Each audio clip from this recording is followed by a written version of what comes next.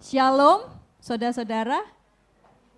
Sebelum saya mulai khotbah pada hari ini ya, saya ingin Bapak Ibu Saudara coba salaman yang erat banget sama teman kiri kanannya.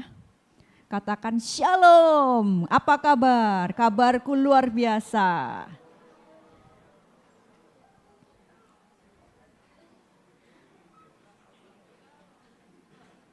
Ya, saudara-saudara mungkin bukan kebiasaan ya kalau di sini khotbah tiba-tiba disuruh salaman kiri kanan gitu. Tetapi hari ini ada tujuannya saya suruh Bapak Ibu Saudara untuk bersalaman itu sehubungan dengan topik kita hari ini. Ada kata body ya. Nah, teman-teman ketika tadi salaman ya tangan saudara digenggam oleh sebelah Anda, ya Anda merasakan benar-benar genggaman itu berasal dari tubuh orang lain. Dan ketika saudara menggenggam tangan orang sebelah saudara, orang itu juga merasakan genggaman dari tubuh saudara. Saudara, diskursus mengenai tubuh itu memang seringkali luput dalam diskusi teologi ya. Contohnya jika kita menyebut tentang keselamatan, kita selalu berfokus untuk mengatakan apa? Keselamatan jiwa. Ya. Dan ketika kita menginjil, kita mengatakan ayo kita bawa jiwa-jiwa kepada Tuhan. Padahal manusia itu adalah satu kesatuan antara tubuh dan jiwa. Kita melihat di dalam Alkitab sendiri ya, tubuh itu dipandang sangat penting. Contohnya di dalam pengakuan iman kita percaya juga bahwa nanti ketika Yesus datang kembali, dia akan membangkitkan kita dan kebangkitan itu berupa apa? Kebangkitan, kalau di dalam pengakuan iman, kebangkitan, aku percaya akan kebangkitan tubuh atau kebangkitan daging. Artinya kita percaya saat Tuhan Yesus datang kembali, tubuh kita juga ikut dibangkitkan, bukan hanya jiwa kita, saudara. Artinya apa? Tubuh itu penting dalam diskursus teologi, tubuh itu penting dalam keselamatan. Saudara, Rasul Paulus juga menggunakan metafora tubuh ya, untuk menggambarkan gereja.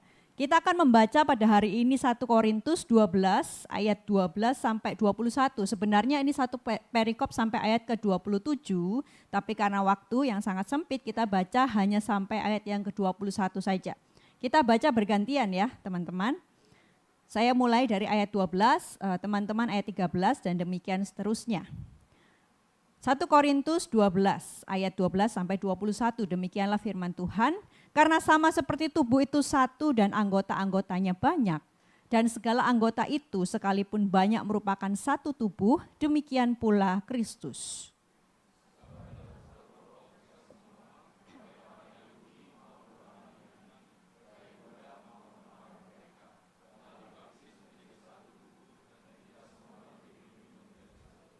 Karena tubuh juga tidak terdiri dari satu anggota tetapi atas banyak anggota.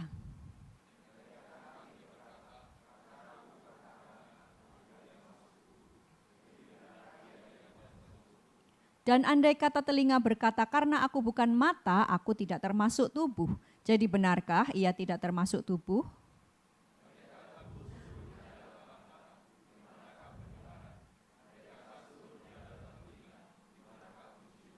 Tetapi Allah telah memberikan kepada anggota masing-masing secara khusus suatu tempat pada tubuh seperti yang dikehendakinya.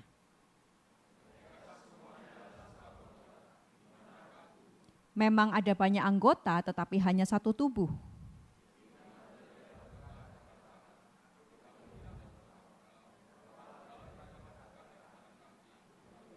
Ya, stop sampai situ, teman-teman.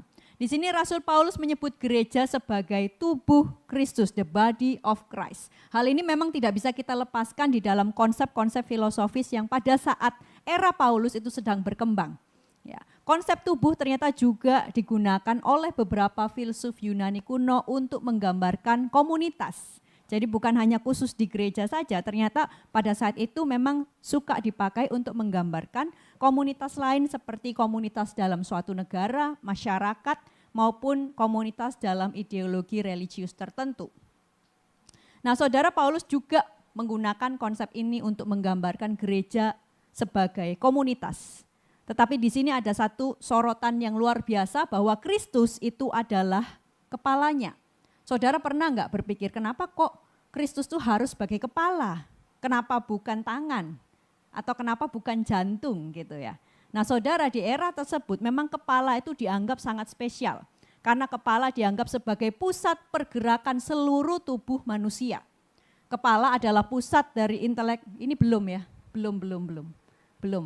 Nah masih di awal ya. Di era tersebut kepala dianggap sebagai pusat pergerakan, pusat intelektual, pusat kehendak, pusat personalitas manusia yang mengarahkan tubuh dalam kehidupan sehari-hari. Nah kemudian lalu apa sih yang dimaksud oleh Rasul Paulus ketika ia mengatakan gereja merupakan tubuh Kristus dan Kristus adalah kepalanya? Saya akan menyimpulkan 3 poin pada khotbah hari ini. Yang pertama, kita melihat apa yang dimaksud Paulus dengan the body adalah the body as identity. Ya, pada 1 Korintus 12 ayat 12 dikatakan, karena sama seperti tubuh itu satu dan anggota-anggotanya banyak, soroti di sini kata satu dan banyak ya saudara. Dan segala anggota itu sekalipun sekali lagi banyak, merupakan satu tubuh, kemudian demikian pula Kristus. Jadi di sini Paulus berkali-kali mengulang ya, ada one and many. Tubuh itu satu, anggotanya banyak. Anggotanya banyak dan tubuh itu satu. Saudara, ini kembali tidak baru pada era Paulus. Pada era Paulus ternyata sedang dipertentangkan 2 konsep filosofis, yaitu the one and the many. Jadi ada 2 orang filsuf ya pada saat itu. Yang pertama namanya, ini kita belajar dikit ya. Yang pertama namanya Parmenides dan dia punya murid namanya Zeno. Dan yang kedua adalah Heraklitos. Nah kubu dari Parmenides ini mengatakan realitas adalah the one. Apa artinya? Realitas itu satu, tidak berubah dan tunggal. Sedangkan Heraklitos mengatakan bahwa realitas itu banyak, many. Karena apa? Realitas itu sendiri adalah perubahan. Artinya kalau segala sesuatu terus-menerus berubah ya, berarti realitas itu sendiri adalah perubahan dan artinya adalah the many. Sepertinya Rasul Paulus ini juga karena dia belajar filosofi dan dia mengetahui hal-hal yang sedang viral gitu ya. Ini dia menghubungkannya juga dengan teologi. Karena apa? Saya melihat kata one and many itu terus diulang di dalam perikop ini. Dan ketika orang misalkan orang Yunani atau non-Yahudi membaca ini, itu pasti pikirannya nyambung kepada perdebatan tadi. Nah, kemudian Paulus akan ingin menjawab perdebatan ini dengan satu jawaban. Yang kalian perdebatkan antara one and many, itu semua terjawab di dalam Kristus. Kristus adalah sekaligus the one and the many. The one and the many terangkum di dalam tubuh Kristus yang adalah satu tetapi banyak anggotanya. Kita perhatikan pada ayat 12 yang saya berikan bold ya, demikian pula Kristus. Jadi jika kata satu dan kata banyak diulang-ulang terus baik dalam ayat ini maupun ayat yang selanjutnya, berarti Paulus memang menganggap kata ini penting. Dan dia merangkum semuanya ini di dalam Kristus. Bahwa Kristus adalah the one and the many sekaligus. Dia tidak menggambarkan Kristus itu hanya the one saja atau the many saja, tidak. Gambaran tubuh saudara menekankan bahwa Kristus dan gereja ada di dalam sebuah persatuan mistis yang disebut mystical union. Kalau saudara pernah dengar, itu adalah doktrin utama dari Rasul Paulus. The one and the many, keduanya tercermin sangat jelas di dalam persatuan kepala dan tubuh. Persatuan antara Kristus dan jemaatnya. Saudara, di sini Kristus berperan sebagai kepala yang merupakan sumber pergerakan dari anggota-anggota tubuh lainnya. Saudara semua punya kepala ya, coba dipegang kepalanya. Ya. Apakah kepala saudara atau kepala saya itu cuma diam saja dan menunggu anggota tubuh lain bekerja? Kan tidak dong. Justru kepala kita, pikiran kita itulah yang menginspirasi, memimpin dan menggerakkan seluruh tubuh kita.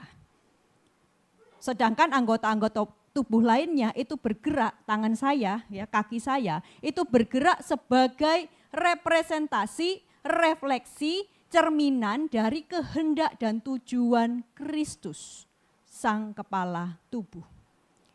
Saudara, di sini gereja tidak memiliki makna, tugas, dan tujuan lain selain merefleksikan Kristus dalam identitas mereka. Apapun posisinya, entah saudara mungkin dalam gereja itu mata, saya tidak tahu, hidung, kaki, tangan, tetapi apapun posisi kita, Kristus harus menjadi identitas kita. Sebab Kristus adalah kepala gereja.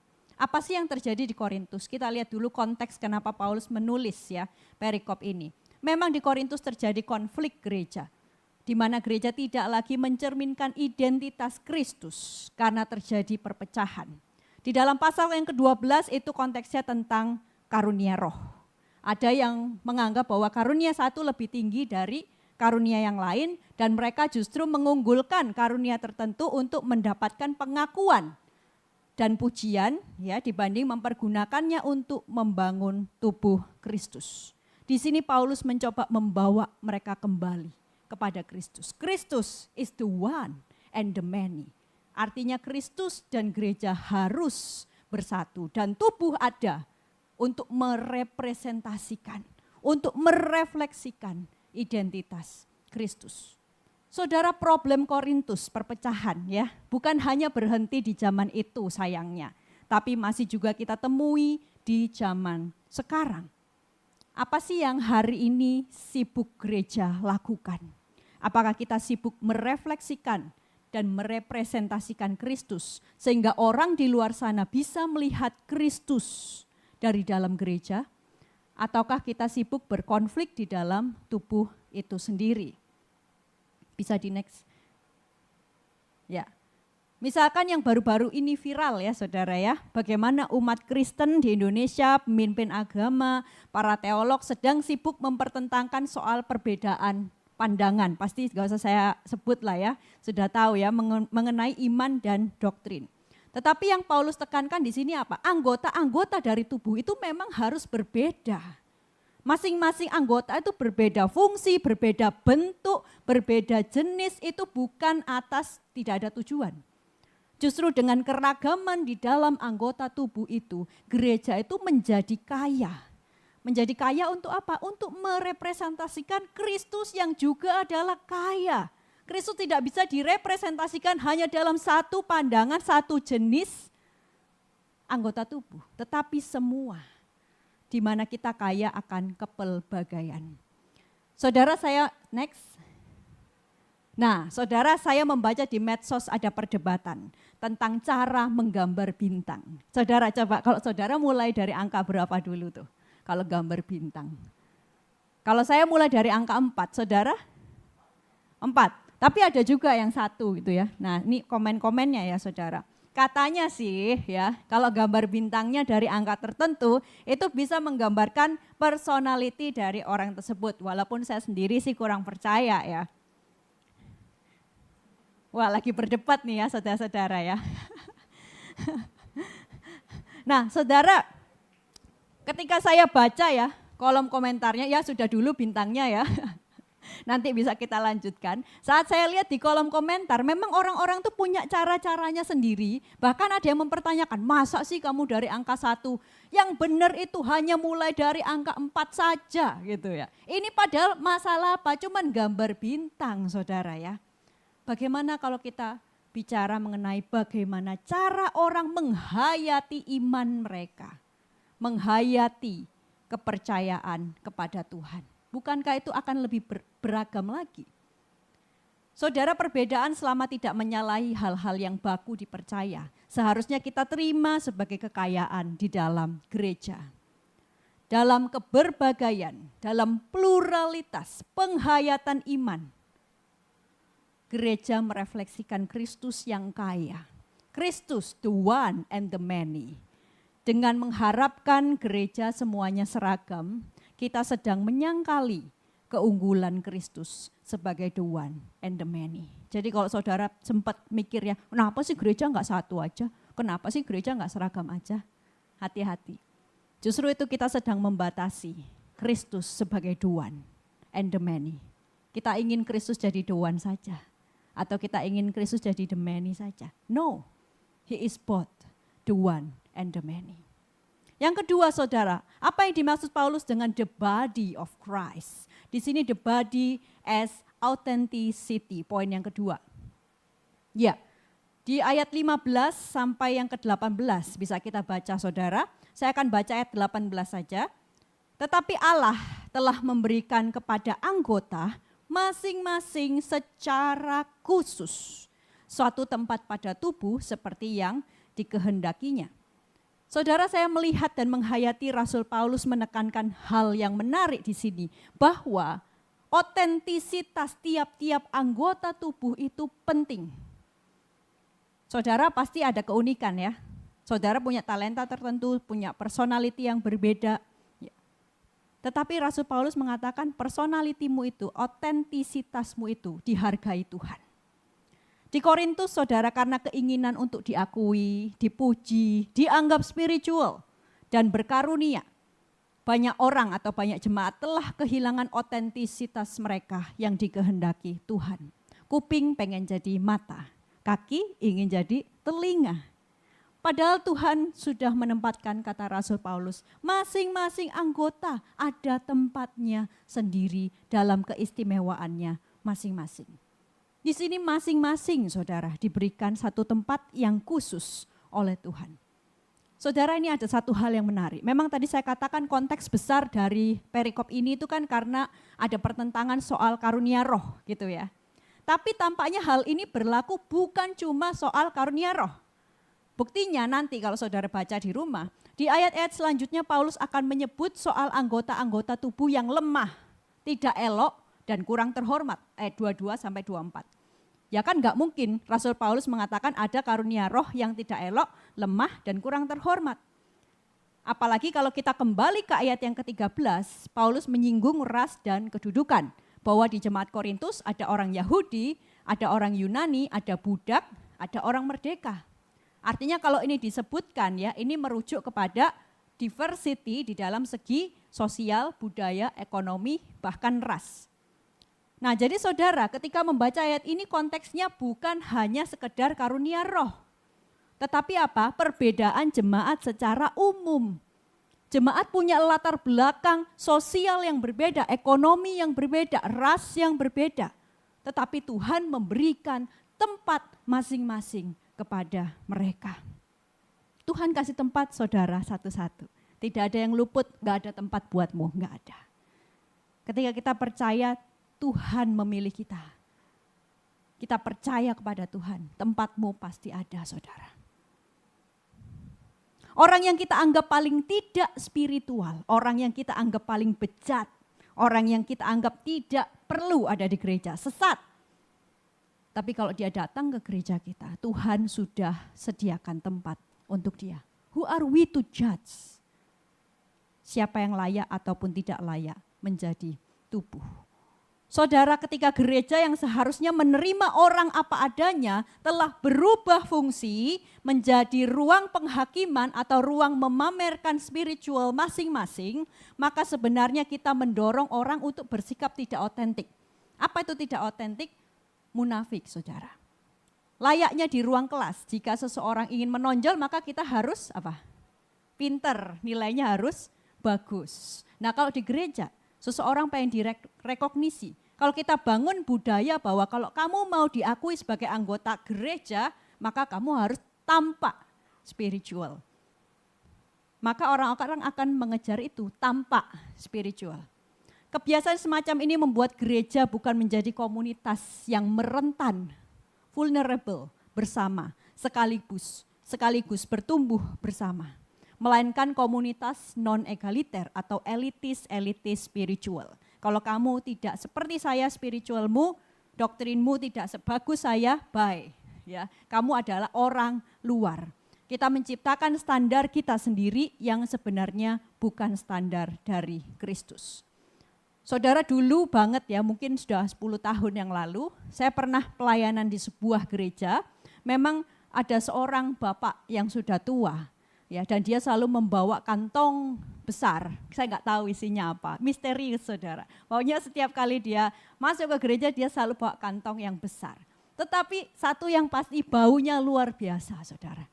Baunya itu nggak bisa digambarkan dengan kata-kata ya. Nah, saya tahu sendiri memang bau ya. Nah, tapi suatu hari saudara, dia itu suka datang-datang di ibadah ya. Suatu hari ada seorang jemaat, dia bisa dikatakan dari golongan menengah ke atas ya, atau ke atas banget gitu ya. Nah dia merasa terganggu ternyata oleh bau dari bapak tersebut. Saya tidak menyalahkan, kan memang orang ada yang hidungnya sensitif banget gitu ya. Tetapi dia mengatakan gimana kalau bapak itu suruh pulang. Toh kan dia tadi pagi udah datang gitu ya. Dan akhirnya yang terjadi memang bapaknya disuruh pulang.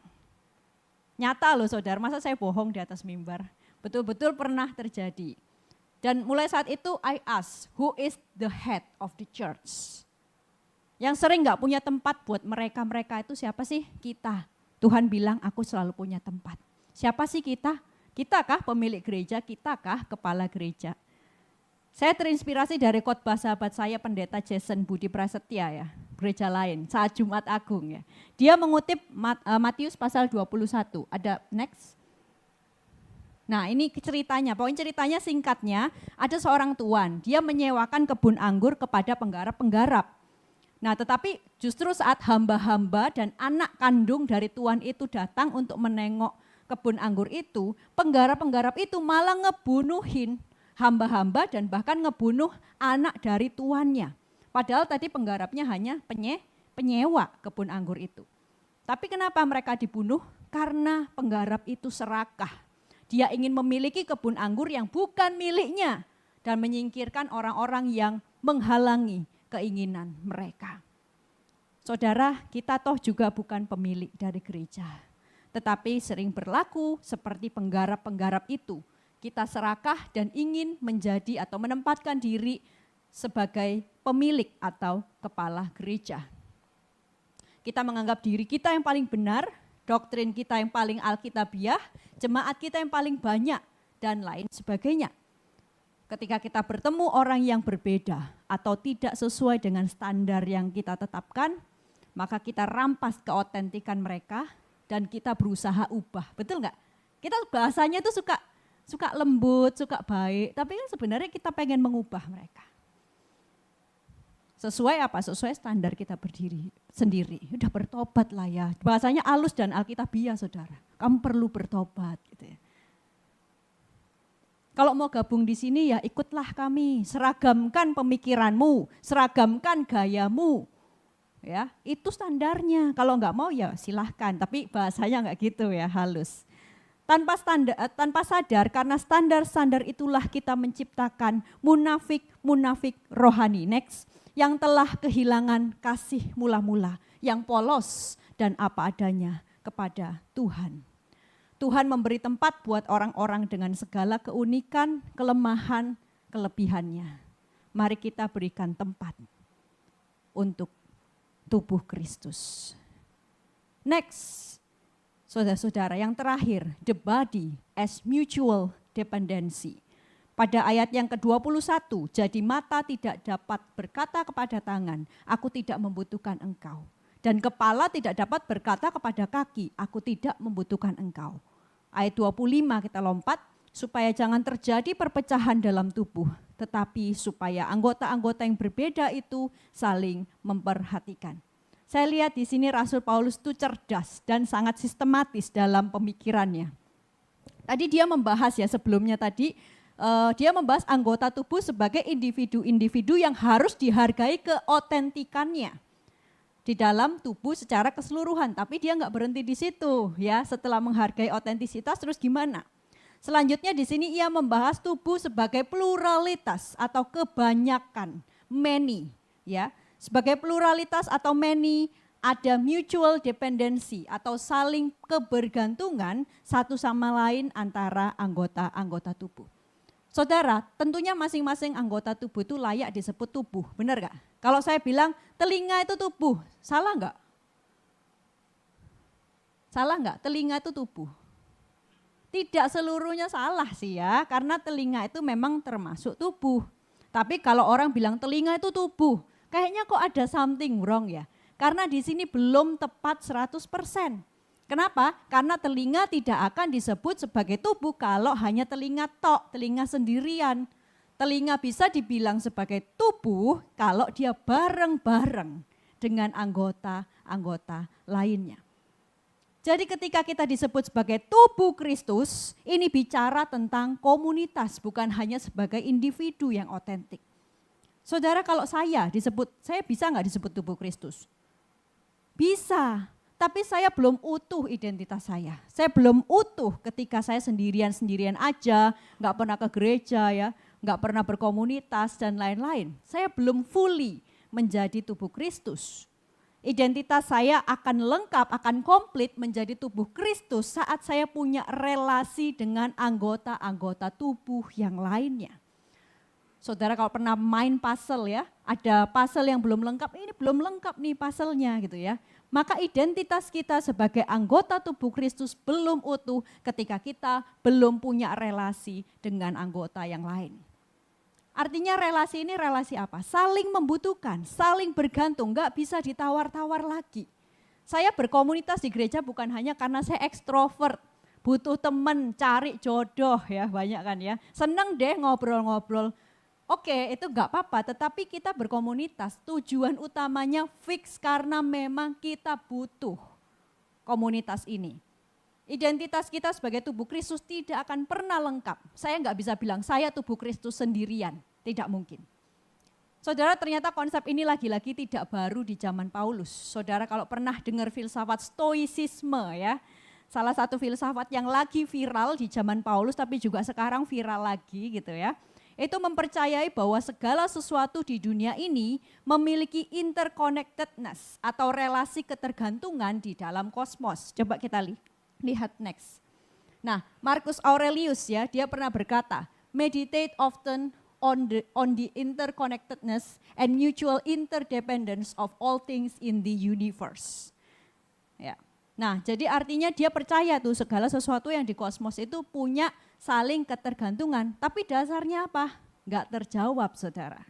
Paulus meramunya dengan begitu jelas. Relasi mutual dependency atau interconnectedness itu terjadi karena apa? Gereja itu berdasarkan kepada Kristus. Kenapa kita membutuhkan satu sama lain? Kenapa? Karena Kristus adalah kepala tubuh menghendaki demikian. Karena tanpa kesatuan tubuh, ya, dia tidak akan atau tubuh itu tidak akan lengkap dan berfungsi dengan semestinya. Saudara, kita harus terima, mau nggak mau, seansos apapun saudara ya, atau seintrovert apapun, menjadi Kristen ketika Anda memutuskan jadi Kristen, itu memang komunal. Justru itu membuatnya menarik saudara. Di zaman sekarang di mana individualisme digaungkan keras, subjektivitas pemikiran ya didahulukan. Yang penting ya aku kayak gini, kalau kamu kayak gitu terserah kamu gitu ya. Tapi kekristenan itu tidak seperti itu. Di dunia yang dingin, tidak peduli, cuek ya. Paulus mengumandangkan komunitas Kristen sebagai teladan. Tubuh Kristus yang saling memperhatikan, saling membantu, saling melengkapi dan non-judgmental. Dan saudara tahu apa? Saya menemukan satu rahasia yang luar biasa. Hidup berkomunitas itu juga merupakan pengakuan atas kerapuhan, vulnerability kita sebagai individu. Dengan berkomunitas kita sedang mengakui aku membutuhkan orang lain. Aku membutuhkan kamu supaya aku lengkap. Ketika hidup berkomunitas kita ditempa untuk selalu merendahkan hati. Kita membutuhkan yang lian. Tadi dikatakan apakah itu typo Bu? Enggak ya, bukan yang lain, memang yang lian. Artinya apa? Yang berbeda seluruhnya dengan kita. Aku mata, dia kaki, aku tangan, dia mulut gitu ya. Itu saya butuh justru yang lian ini yang benar-benar berbeda dengan saya untuk melengkapi identitas saya. Saudara, saya akan menutup khotbah ini dengan menyoroti hal yang menarik dari keseluruhan perikop ini ya. Dari tadi kita bicara gereja itu adalah tubuh Kristus ya. Yesus itu adalah kepala tubuh. Tetapi seringkali yang saya temukan kita melakukan kesalahan yang umum. Kita menyangka bahwa tubuh Kristus yaitu gereja dan Kristus ya yang adalah kepala itu adalah dua entitas yang saling terpisah. Gereja itu ada di bumi dan Kristus itu ada di sorga. Tetapi kalau saya mengatakan Yesus adalah kepala dari tubuh, apakah kepala termasuk tubuh saudara? Iya kan, walaupun kita akui kepala itu lebih tinggi, mengontrol tubuh kita. Tapi kita tidak bisa menyangkali kepala itu termasuk dalam tubuh. Ini adalah konsep yang menarik. bahwa Kristus itu bukan tinggi di atas sana, tapi Kristus bersatu dengan gereja di dalam persekutuan yang mistis atau mystical union itu sendiri. Jadi gereja itu ya tidak seperti kuyang ya, kepalanya kepisah-pisah gitu ya kemana-mana. Enggak, kepala itu nempel saudara di tubuh. Kepala itu termasuk dalam tubuh. Yesus sendiri bilang apa? Aku menyertai kamu, artinya dia bersama-sama dengan gereja, dia bersatu dengan gereja. Ini pemahaman yang penting saudara. Maka enggak heran ketika kita sebagai tubuh merefleksikan Kristus, Kristus juga bisa merefleksikan diri melalui gereja. Gereja enggak ditinggalin sendiri, terus Yesus bilang dari atas surga, refleksikan aku ya, nanti aku kembali lagi, aku cek ya satu-satu. Enggak seperti itu, bareng-bareng saudara-saudara. Saya punya satu ilustrasi simpel. Next. Nah, saudara pernah enggak membedakan antara saya memiliki tubuh dan saya adalah tubuh? Pernah enggak? Ini bisa dijawab saudara lewat pengalaman. Kalau saya bilang saya memiliki tubuh, itu adalah pengalaman yang sering kita alami. Contohnya saat kita bercermin. Ya, kita lihat hidung kita, aduh ada jerawat baru ya, bibir saya kayaknya perlu di filler gitu ya. Nah, ketika kita bercermin, kita menyadari bahwa saya memiliki tubuh, saya memiliki mata, hidung, mulut. Atau ketika kita tiba-tiba terantuk batu, jatuh, kaki kita luka. Aduh sakit nih kakiku. Saya menyadari bahwa saya memiliki tubuh, kaki saya sakit, terluka. Nah, tapi di saat-saat lain kita itu adalah tubuh. Artinya apa? Kita tidak bisa dipisahkan secara nyata dengan tubuh kita. Contohnya ya, saat kita membaca sebuah buku dengan fokus banget ya, kita baca menggunakan apa? Otak atau mata? Hah? Otak atau mata? Ya pakai mata lah jelas ya. Tapi ketika kita fokus banget, mata dan saya, artinya kepala atau pikiran saya, itu menjadi satu, nggak bisa dipisahkan. Aku adalah mataku saat aku membaca dengan fokus. Saat kita berdoa dengan kusyuk yang angkat tangan ya, berlutut ya, menyembah menggunakan tubuh ya, itu juga kita menjadi satu dengan tubuh. Nah, pengalaman ini disebut pengalaman menubuh atau kemenubuhan. Mungkin Ko Johan lebih tahu ya soal itu ya. Nah, jadi kalau jika saya di sini bicara tentang pikiran atau isi kepala kita, maka ada momen di mana pikiran saya menjadi satu dengan tubuh saya. Yaitu kapan? Syaratnya ini, ketika saya menguasai tubuh saya dengan fokus dan tubuh saya mengikuti instruksi saya dengan baik dan patuh, maka kepala saya atau saya dan tubuh saya menjadi satu. Saya adalah tubuh saya. Sekarang kita ganti. Kepala saya dengan Kristus dan tubuh saya dengan tubuh Kristus. Ketika Kristus menguasai dan memimpin gereja dengan begitu penuh, kita percaya hal ini terjadi. Dan tubuh Kristus mengikuti instruksi dan pimpinan Kristus dengan baik dan patuh. Maka itulah mystical union. Kristus dan tubuhnya menjadi satu. Tidak bisa dibedakan, tidak bisa dipisahkan. Disitulah Kristus menyatakan diri paling nyata lewat gereja. Dan gereja menyatakan Kristus paling nyata kepada siapa? Dunia. Ketika dunia melihat gereja, mereka sedang melihat Kristus. Saya bisa katakan seperti itu, saudara. Pertanyaannya, apakah tubuh telah sepenuhnya tunduk kepada kepala? Syaratnya tadi ya, apakah pergerakan kita sebagai gereja sesuai dengan kehendak sang kepala? Ataukah kita tadi seperti penggarap kebun anggur? Cuman menyewa tapi berharap memiliki. Ini adalah pergumulan kita bersama, saudara. Layaknya kita merasa sedih jika kita melihat kasus-kasus yang buruk di dalam tubuh gereja sendiri. Bukan, rasain lu ya, atau kita kritik-kritik aja tanpa solusi. Ada kemunafikan mungkin yang kita lihat, ada kekerasan, ada relasi kuasa, ada korupsi, ada egoisme, dan lain-lain. Inilah yang perlu kita doakan, hindari dan kita tindak lanjuti. Sebab gereja adalah cerminan dari Kristus sendiri. Apa yang dunia lihat saat ini dengan gereja, khususnya di tempat ini? Ya, apakah melihat gereja itu penuh konflik, penuh ketidakadilan, ada rasisme, ada relasi kuasa, penuh dengan hedonisme? Atau gereja dilihat penuh kasih, damai, toleran, sampai takjil aja rebutan gitu ya saudara-saudara. Cerminan itulah yang mereka pandang tentang Kristus. Kristus bukan hanya pemilik gereja. In some way, Kristus menubuh di dalam gereja. Karena di dunia ini tidak ada yang lain yang bisa merepresentasikan Kristus. Tidak ada di dunia ini yang bisa merefleksikan Kristus. Hanya kita. Bisakah Kristus tercermin? Sang one, sang many, yang satu dan yang banyak di dalam kehidupan kita sehari-hari. Mari kita berdoa.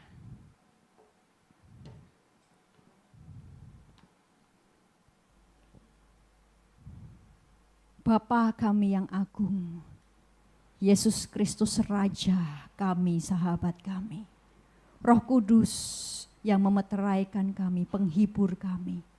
Kami telah mendengarkan firman yang begitu indah dari Alkitab yang ditulis oleh Rasul Paulus. Tuhan, kami rindu bahwa kami sebagai tubuh-Mu, sebagai anggota-anggota dari tubuh-Mu Tuhan. Kami rindu untuk kami merefleksikan Engkau dalam hidup kami sehari-hari. Entah kami di tempat kerja kami masing-masing, di sekolah, di universitas kami, dalam keluarga kami rindu Tuhan.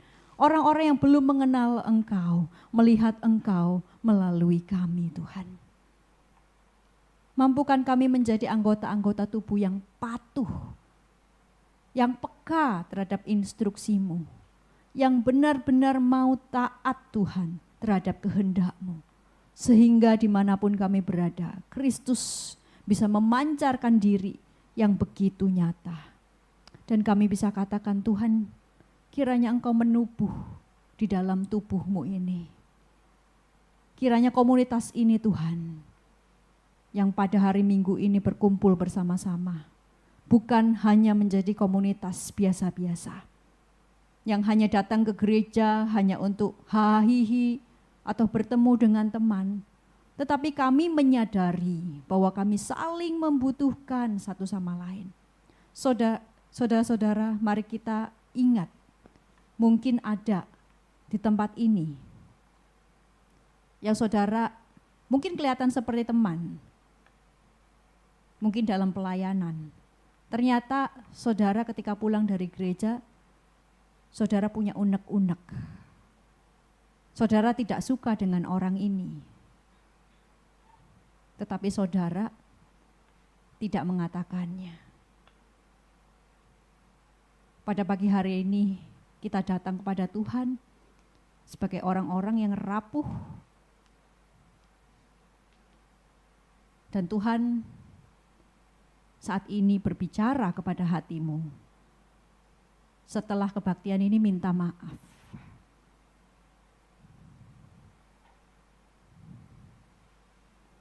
Setelah kebaktian ini bicara dengan orang itu. Itu yang Tuhan mau. Terima kasih Tuhan untuk firman-Mu. Kami mau tutup firman Tuhan ini dengan kemuliaan kami kembalikan hanya bagi nama-Mu. Di dalam nama Tuhan Yesus Kristus kita yang percaya katakan amin.